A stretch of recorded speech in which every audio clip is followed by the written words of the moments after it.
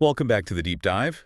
Today we're taking a look at the remarkable, often enigmatic life and work of J.D. Salinger. hmm We're using excerpts from Kenneth Slawenski's biography, J.D. Salinger, A Life, as our guide. A fantastic source. Our mission, really, is simple. hmm To sift through this material, pull out the essential insights, and hopefully help you get a clearer picture of the man behind, well, some truly beloved characters. Characters many of us feel we know so well. Exactly. So let's dive into the sources you've shared. And diving into Salinger's life, it really reveals a fascinating journey, often marked by this conflict between his inner world and, the external pressures around him. Right. It really starts right at the beginning with his family, his early influences. And right away, the biography points to this tension, starting with his father, Saul Salinger. There's this really intriguing detail. Census records. Exactly. Saul's shifting identity. In 1920, he's a cheese factory manager, says his parents were from Russia. Okay. 10 years later, Suddenly different. he's a produce commission merchant, and his parents are from Ohio. It seems like a small detail, but Slowinski suggests it's quite telling. Saul's apparent willingness to, alter his background, to blend in, probably to help his business. That came to represent exactly what Salinger's future characters would just fiercely reject, that whole drive to conform for success. Salinger saw it as forniness, concession, and greed. Which, as anyone who's read Catcher knows, becomes the central battleground in his work, right? Absolutely central. His schooling started at McBurney, which was a step up from public school. He did drama, fencing. But the really formative experience early on, the one Slowinski highlights, was Valley Forge Military Academy. Ah, yes. Valley Forge. Definitely. Salinger himself famously claimed this is where he became a writer, supposedly scribbling under the covers by flashlight. You can just picture it. And he was very involved there. Literary editor of the yearbook, crossed sabers both years. He's in photos for clubs, plays, staff. His picture in the Thome 6 yearbook is like half a page. Wow. And you can already hear echoes of his later voice then. You can. The biography describes his yearbook writing as ironical, observant, witty. He even wrote a class prophecy where he imagined one cadet playing strip poker with Mahatma Gandhi, while he, Salinger, would write a great play. That prediction is quite something. And it's fascinating, isn't it, that Valley Forge inspired Pensy Prep. Holden Caulfield's hated school. It really is, because unlike Holden, who just couldn't stand Pensy, Salinger actually seemed to, thrive at Valley Forge. He fit in, excelled, at least outwardly. Interesting. So after Valley Forge came university, which sounds like more of a mixed bag. Yeah, definitely a mixed bag. NYU at Washington Square. Yeah. The appeal was clearly the bohemian vibe around it. Theaters, cafes. The biography suggests it was more of a diversion than, serious study. Exactly. It says he wasn't even sure how many classes he attended. And not surprisingly, he got failing midterm grades and dropped out pretty quickly. A quick exit. Then he traveled to Europe, Austria, Poland. Yes, and this seems to have been significant. It really opened his eyes. He felt the tension building there, lived among people whose lives felt like a constant struggle or in constant peril. That must have been intense. It taught him to appreciate huge differences in people, in cultures. And that experience later let him distinguish between the German culture he admired and the Nazis during the war. He could embrace one while rejecting the other. That ability to differentiate, crucial. Okay, so after Europe, he tries Ursinus College, but just for a semester. Just one semester. Grades weren't great there either, but interestingly, Slowinski says he enjoyed the experience immensely and spoke highly of it. And crucially, it was at Ursinus that he apparently found his definite direction in his life, the desire to become a professional writer. So despite the academic wobbles, the path became clear. But telling his parents, that caused some friction. It did. His mother was totally supportive. His father saw not so much, especially with the depression going on. He saw writing as foolhardy and dangerous. And that disagreement created a lasting rift. Salinger apparently found it hard to forgive his father for what he saw as a lack of vision and confidence in him. Wow. Okay, so ambition set, he seeks formal training. Columbia University, January 39. That's right. Short story writing with Whit Burnett. The editor of Story magazine, important figure. Very important. And poetry with Charles Hansentown. The biography notes he was still exploring screenwriting classes, short stories, wasn't quite sure which genre yet. And Whit Burnett, his magazine story was a big deal for young writers, wasn't it? Giving a platform to people like Tennessee Williams, Truman Capote. Absolutely. Burnett was seen as cutting edge, even if the magazine struggled financially. Charles Henson Town was different, more commercially successful, shared Salinger's interest in theater. And Salinger got into poetry. Apparently developed a genuine interest in Town's class, and even those early poems showed that simmering contempt for upper-class pretensions. That theme surfaces early, doesn't it? So he starts writing stories, trying to get published. The Heart of a Broken Story was an early success. Then came the long debut of Lois Taggett. Slawenski calls it his darkest work yet. About a debutante, using her world to critique phoniness and a lack of values. Sounds pretty bleak. It is. Psychotic husband, loveless marriage, crib death. Salinger was apparently convinced this story would get him into The New Yorker. But they turned it down. They did. So he sent it to Mademoiselle. The biography calls that a definite decline in ambition. Ouch. And it wasn't just that one rejection from The New Yorker in 41. No, it was a string of them. The Hang of It, The Fisherman, I Went to School with Adolf Hitler, some stories we don't even have anymore, all rejected. That must have been discouraging. For sure. But even in rejection, he found a little bit of encouragement. I guess so. John Mutcher, an editor there, gave him some positive personal feedback on Lunch for Three, said something like, "There is certainly something quite brisk and bright about this piece, so even though they rejected it as too unconventional, someone saw promise." The glimmer of hope. So he's getting noticed, but not published there yet. And his personal life was also happening. Una O'Neill. Yes, attending Brearley School nearby, he was clearly smitten, told a friend he was simply crazy about her. Taking her to fancy places he couldn't afford. Right, like the Stork Club. An atmosphere Slawenski suggests must have made Salinger cringe internally, given his views on high society phoniness. That internal conflict again. Attraction and a repulsion. Totally. The relationship ended when she moved to L.A., and then, of course, the whole public spectacle with Charlie Chaplin. Right, who is 36 years older. Yeah. And Chaplin's paternity suit scandal. Yeah. Slawenski notes Salinger later admitted loathing Chaplin, probably made losing Una that way even more painful. So a complex mix. Finding his voice, setbacks, personal stuff. All before the war changed everything. Absolutely. And the biography tells us that when he first entered the Army, there was maybe a sense of relief, a break from writing pressure. Yeah, he focused initially on becoming an officer, applied for OCS. Slawenski suggests this caused the first in a series of subtle rifts with Burnett. Maybe Burnett saw it as a distraction. Interesting. The mentor worrying about the path? Hmm. And there was a brief wartime romance, too.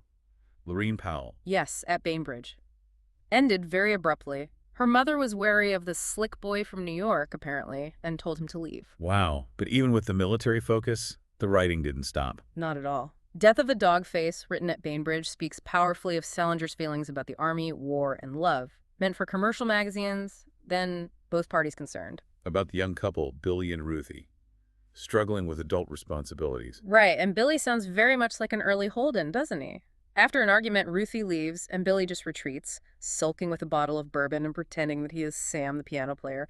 The biography calls it reminiscent of Holden Caulfield. Definitely sounds familiar. Another story from then is Elaine, a beautiful girl, maybe a bit naive, set adrift in a world anxious to consume her. Her family is oblivious. She marries an usher, but the family pulls her away. Innocence, vulnerable again. He also shifted roles in the Army. Public relations. Because of the typewriter. Yeah, the pull of writing was strong. He traveled for work, D.C., New York. But frustration over slow advancement seems to have pushed his ambition back to writing. Finds amusement in a memo about discretion and loyalty. Yeah, maybe recognizing qualities he felt the Army hadn't really shown him. This phase ended, though. He was reclassified corporal, sent for counterintelligence training, headed for Europe. And he told Burnett he was going for the invasion, reassured him about the book. He did. And the approaching reality of combat seems to have, well, unlocked something creatively. Last Day of the Last Furlough was written around then, described as a defining moment both in Salinger's career and in his life. Almost like a letter home, in case he didn't make it back. Some people interpret it that way. It's structured in 5 scenes. One shows the soldier, Babe, home, surrounded by childhood things, books, Dostoevsky, Fitzgerald. Another has Babe and his little sister Maddie sledding. It highlights responsibility, compromise, finding strength through human connection. The sledding scene. Tell me more about that. It's really poignant. Maddie's scared. Babe comforts her. It's all right when you're with me. Her trust gives him strength. He compromises, suggests future rides. It's this powerful early look at resilience through depending on each other. Wow. And another scene introduces Vincent Caulfield. Yes, Babe's friend. Vincent talks about friendship, loss, shares traits with Salinger, charming, somber, witty. And he's a writer. They talk about camaraderie. So these wartime stories were crucial for developing his themes, the Caulfields. But getting them published wasn't easy. The Saturday Evening Post changed titles. Yeah, like Death of a Dogface became Soft-Boiled Sergeant. He felt completely betrayed and used, especially being overseas, felt they took advantage. And he was apparently incensed by the ads placed around his stories. Can imagine. Yeah. Still, the war was shaping his philosophy, focusing on characters ennobled by small, insignificant deeds. Exactly. By 1944, Slawenski notes this focus. Babe Gladwell, Sergeant Burke, celebrating loyalty, friendship, duty, dignity, and ordinary people. It's called a conscious philosophy, a real force in his work. And he even donated money to a story contest then, to encourage other writers. Yeah, $200, the only author who did that. Quite something, considering his later withdrawal. It really is. He also wrote Two Lonely Men. Seems like a friendship story, but has a twist. Right. It looks like one soldier, Matey, is helping his friend, but it turns out Matey manipulated the situation to keep the friendship going. Complex stuff. And I'm Crazy, the fourth Caulfield story, building on Furlough. Yes, adding this almost spiritual unity with his sister Viola, who becomes Phoebe later. It's a connection that's just felt, not explained. Slawenski points out this ability to connect characters to the reader's intuition is fundamental to Ketcher's power. All this writing while facing combat. He arrived in Normandy D+1, the day after D-Day. And his unit faced challenges the first wave didn't. Flooded marshland, a causeway under fire, wading through waist-high water for 3 hours under fire. Terrifying. Then the hedgerows, the bocage, blinding them. Dug in for a sleepless night. A living hell. Had to find strength to survive, keep his soul intact for 11 months. The combat was just relentless, pushing towards Cherbourg, progress slowing to yards a day, possibly at Bloody Mortain in August 44, facing that counteroffensive. His unit in a frenzy, firing wildly, saved my fighter bombers. Amidst all that, the liberation of Paris must have felt incredible. Profound relief, yeah. Filled with delight, mobbed by crowds, gifts of wine, felt especially sweet after the bitter experiences. He apparently reflected it, almost gave meaning to the Normandy campaign. But even Paris had its darkness. His CIC duty, witnessing that collaborator being beaten to death by the crowd. Yeah. Slawenski calls it a bizarre footnote, showing how accustomed he'd come to death, maybe a growing detachment. And his only story depicting active combat, The Magic Foxhole, was written then, on the front line. Yes. Based on D-Day. An angry story and a strong condemnation of war. Slawenski notes its frankness, countering propaganda, maybe even subversive. Salinger himself apparently predicted his war stories wouldn't be published for generations. Too raw. Then Hurtgen Forest, a quagmire. Mines, artillery, freezing cold, frostbite. Brutal. Nearly half his regiment's casualties were from the elements. Filth, no washing for over a month, trouble getting proper gear. Followed by the Battle of the Bulge. Ardennes. His regiment took a heavy hit, defending towns, helping save Luxembourg City. Yeah, they bore the lion's share of the punishment. Hitler's offensive failed, but the cost for units like Salinger's was immense. And people back home were worried. His friend telegraphed Burnett. His mother got a letter. Right. Burnett passed on that Salinger was well. Meanwhile, his CIC language skills were vital, communicating with locals, screening people, finding threats. And writing remained his anchor, his coping mechanism, turning to poetry when prose felt inadequate. Seems so. Submitting so many poems, the New Yorker editors complained. Using writing for difficult emotions. People expected a war novel, but he didn't write one. Maybe that furlough oath. Never to speak of it again. He told Esquire he wasn't ready. The post-war struggle led him to hospital. Tried self-therapy through writing. Yeah, the old abracadabra. That's when he wrote the last Caulfield story, The Stranger. His alter ego, Babe Gladwell, returns home with symptoms mirroring Salinger's own trauma. And in The Stranger, Babe asks that question about seeing his sister Skip. Why was it such a beautiful thing to see? Slawenski connects that directly to Holden at the carousel. Exactly. It shows Babe still has that ability to see beauty, innocence, a sign that his soul is alive, a flicker of resilience. But his CIC duties weren't over even after the fighting. The concentration camps. The final horror. Reporting on them, assessing, interrogating. His team was in Nuremberg, the tribunal site, likely involved as an interrogator, translator. That center held 8,000 SS members. unimaginable. He finally returned home, May 1946. Sailed back with his first wife, Sylvia, and her son, Benny. Arrived at his parents' place on Park Avenue. But Sylvia and his mother, Miriam, clashed immediately. And the marriage didn't survive. No. Sylvia went back to Europe by mid-July, filed for divorce. Benny stayed with the Salingers for a while. Sylvia became a forbidden topic. Stories like Birthday Boy from around then, Yes. exploring difficult relationship themes, selfishness, denial. Perhaps reflecting some of that personal turmoil, yeah. This post-war time also saw his spiritual exploration really deepen. Zen Buddhism, especially while finishing Catcher. He connected with Dosetsu T. Suzuki, the Zen scholar. Right. Suzuki was interested in blending Christian mysticism and Zen, which really resonated with Salinger. His faith started equating writing with meditation, a practice maybe begun on the battlefields. Zen helped buffer the post-war despondency, added balance. And this spiritual journey is mapped out in 9 stories, published in '53. Slawenski sees the collection that way. Explicitly. As steps along the path of a spiritual journey, it starts with deep despair, a perfect day for banana fish. Seymour Glass, ultimately seen as irredeemable despair, despite that final act with Sybil's foot. That despair carries into other stories, too. Uncle Wiggily, Laughing Man. Yeah, described as bleak accounts of the spiritual agonies inherent in modern-day America. But then there's a shift towards hope. Done with the dinghy. Right. Offering an alternative to despair through genuine love between Boo Boo and Lionel. Lionel overhears that slur, feels his mother's pain, realizes her unconditional love, throwing the keys penitence, equilibrium, reaffirming faith in human connection found on the battlefield. Hope continues in For Esme with Love and Squalor. Where connection becomes almost miraculous. Sergeant X transformed, acknowledging hope, comfort for veterans, authentic because Salinger understood. Then Didamia Smith's Blue Period, revelation becomes spiritual. Completely spiritual, Smith's transcending experience like Saul on the road to Damascus, seeing nobility in that woman changing her trust. And the journey culminates in Teddy. Crafted to finalize it, power of love shifts to power of faith through union with God, distilling Zen Vedantic ideas via a child. Teddy tolerating his sister Booper because she's early on her path. The academic representing logic, blinding spiritual truth. Exactly. And Teddy accepting his own predicted death not as tragedy, but progression. Doing what I was supposed to do, it wraps up those philosophical ideas. Around 52, he sat for that portrait with Anthony DiGesu.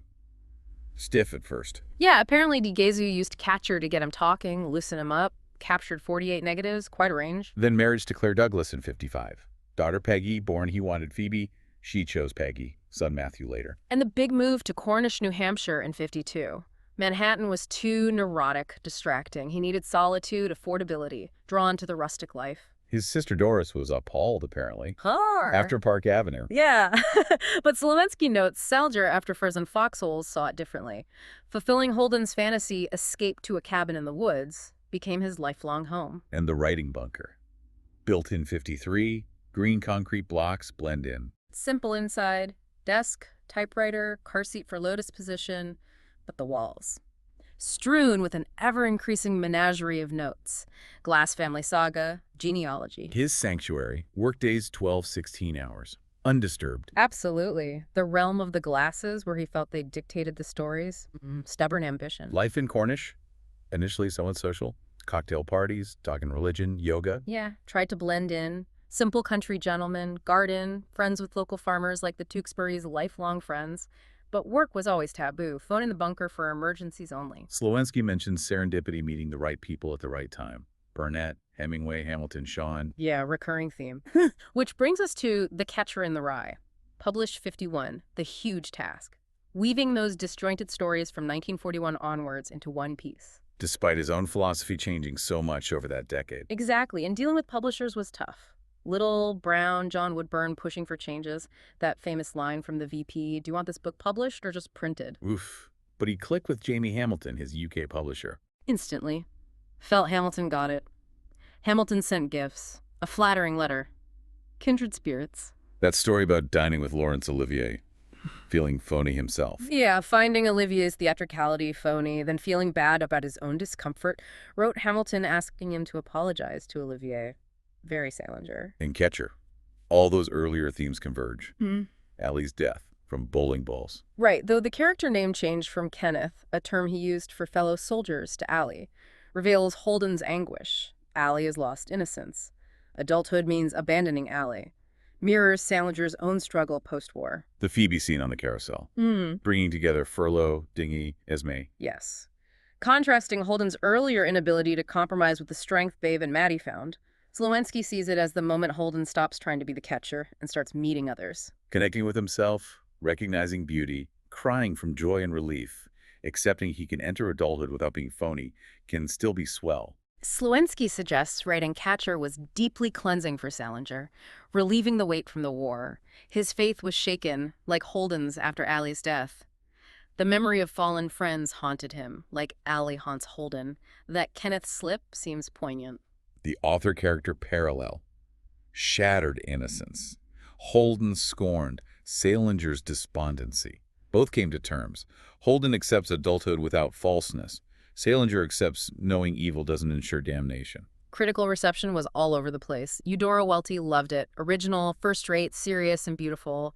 Salinger tried to ignore reviews, feared they'd distract him, asked his agent not to send clippings. UK reception was colder. TLS condescending about blasphemy and obscenity. Yeah, quite snobbish about the structure, too. Sales were poor there. Embarrassed Salinger for Jamie Hamilton. Made him swear off Little Brown for future books. Faulkner saw something in it. Expresses so completely what I've tried to say, but saw Holden's journey as tragic. Yes, unredeemed misery, because when he attempted to enter the human race, there was no human race there.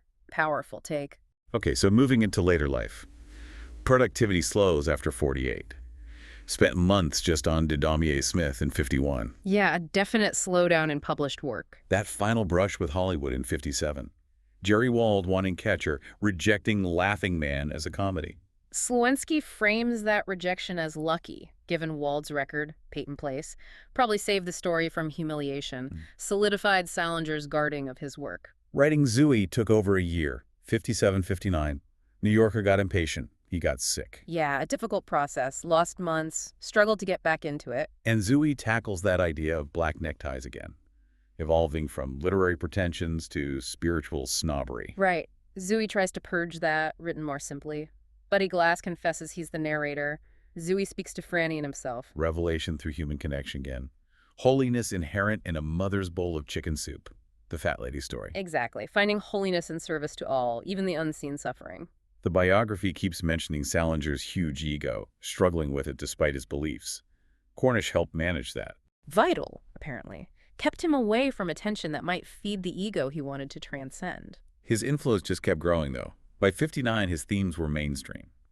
Nabokov crediting Banana Fish for inspiring Lolita. Yeah, quite an admission.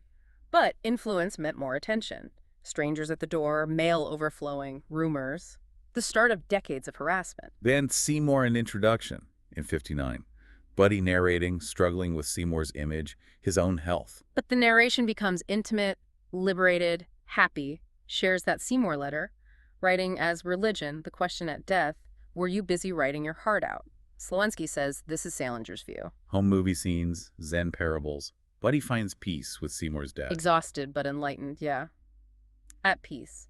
Slawenski argues Salinger saw a spiritual difference between true perfection and the New Yorker's clinical flawlessness, saw himself as God's author. Obliged to share revelation, beauty, God the final arbiter. This divine inspiration freed him from conventional rules. That's the argument. It's the source of Buddy's happiness. But despite this, he still compulsively needed editor support, blurred personal-professional lines. Yeah, a business decision felt like personal betrayal.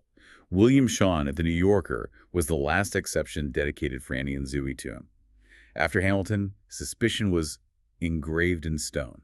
Led to those strict contract demands. Control over everything. No illustrations, bios, photos. Protecting integrity? Exactly. A hard-learned lesson. Not eccentricity, but essential control for him. Yet, ambition won out again in 1960. Combined Franny and Zooey into a book, went back to Little Brown with Ned Bradford. Defied critics, yeah. Insisted on total control via his agents. Rumors leaked anyway, media uproar. And the critical backlash in 61 was fierce. A public rebuke, resentment, envy. Seemed like it. Critics targeted his perceived audience, too young, sensitive, privileged. Kazin accused him of profiting from self-consciousness. Didion said he flattered essential triviality, gave instructions for living. Mary McCarthy's review was brutal. accused him of being an egotist, a phony, the very things he hated. Struck right at the core. Salinger was incensed. Maxwell defended him, said critics missed the mystical aspect, too much blood in the water. Then the Time magazine cover story, Sunny in introduction, must have dreaded that. Details from local spies. Yeah, describing his routine, bunker. Catered to the obsession with his privacy. The greatest secret was he hadn't lived in Westport or owned a dog for years. Attempts at misdirection revealed. He hated it. Invasion made him look foolish, especially the cover photo drawn, pensive. He'd made it clear, no photos. By 63, ambition had fully shifted, became prayer. Expressing faith through writing, avoiding ego, following Ramakrishna. Do your work, but surrender the result to God. That's the picture Slawenski paints. Pursued this despite potential rewards. The White House invitation in 63. Jacqueline Kennedy called. He was stunned, but resisted. Couldn't face a phony event, the scrutiny, activities his writing condemned. Claire and Peggy never forgave him. JFK's assassination later that year hit him hard. Watching the funeral, the riderless horse, ignited war memories. Old sorrows, new grief, made him weep openly. Peggy said it was the only time I've ever seen my father cry. He wrote a tribute to Whit Burnett then, too, and got satisfaction from the Catcher paperback, moving to Bantam in 64, designed the cover himself. Took complete control, layout, fonts, even the color swatch. His last published work, Hapworth 16, 1924 in The New Yorker, 1965. Seymour's letter from age 7 reveals intolerance, snobbery. Yeah, an unsettling side, condemns counselors, wants to smash heads. Seymour's oppressive influence. And that begins the silence. Post-1965, writes but never publishes again. For him, tranquility, prayer, avoiding ego. For the world, frustration, mystery, legend grows. Fascination shifts from work to man. His marriage ended effectively in 67. Built a house across the road. Claire and kids stayed in the cottage, remained neighbors, protected the kids. Ensured stability. Saw both parents. He mocked conventional lessons but taught them baseball, stoop ball, took them on trips. Yeah, tried to maintain connection in his own way. He solidified the end of publishing in 74. Repaid the little brown advance plus interest. Freed himself. Became even fiercer about privacy, refusing anthologies. Even refused Whit Burnett's final request for an anthology. Lost patience. Yeah. Told him off for asking again. Dorothy Olding became the firm gatekeeper. The Stolen Stories issue in 86, those early uncollected works published. He saw them as personal belongings. Publication was illicit, unfair. Like having his coat stolen, he was very irritating, very upset, threatened lawsuits. This isolation had a personal cost. That 84 trip to Oxford, Keggy was away, spent a week alone in London, couldn't call anyone. Stark. He confessed later, feeling closed off from all general or personal conversation, consort with almost no one. Peggy saw him as less powerful. He rationalized it later. To Michael Mitchell. His assignment writing demanded sacrifices. Couldn't afford marvelous distraction of first-class friendship. Sad, really. While he stayed secluded, analysis continued. Books quoting his letters from archives he couldn't retrieve. Kinsella's Shoeless Joe featuring a fictional Salinger. His protectiveness led to the 2009 lawsuit. Salinger v. Colting, over that unauthorized sequel. Argued copyright infringement. The right to a sequel was to Salinger and Salinger alone, and he hadn't exercised it. Judge Batts blocked the U.S. release. Colting appealed. Then his death, January 28, 2010, Matthew Salinger's statement, "In this world, but not of it." A phrase Salinger used for Seymour.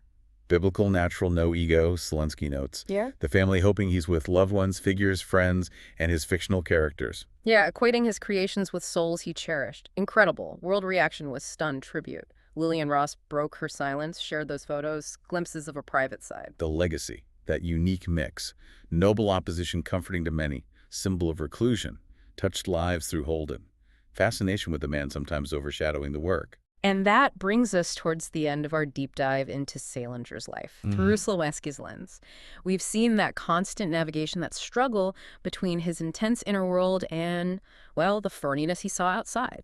A tension in his characters and his own journey to reclusion. We've definitely traced those key themes. The search for authenticity, the huge impact of war, that evolving spiritual quest tied to his writing, and that really complex, often difficult relationship with his art, his editors, his audience. So as you, our listener, reflect on this, what resonates? Is it that fierce need for privacy, for control, writing as spiritual practice, or maybe just that enduring connection to Holden, searching for meaning in a world that feels false? Which leads us to a final thought for you to mull over. His later decades of silence, was that a testament to his core values, integrity, spirituality, freedom from ego? Or was it maybe a retreat that kept further insights from a world still listening for his voice? What does his story tell us about fame and the price of trying to live an authentic life?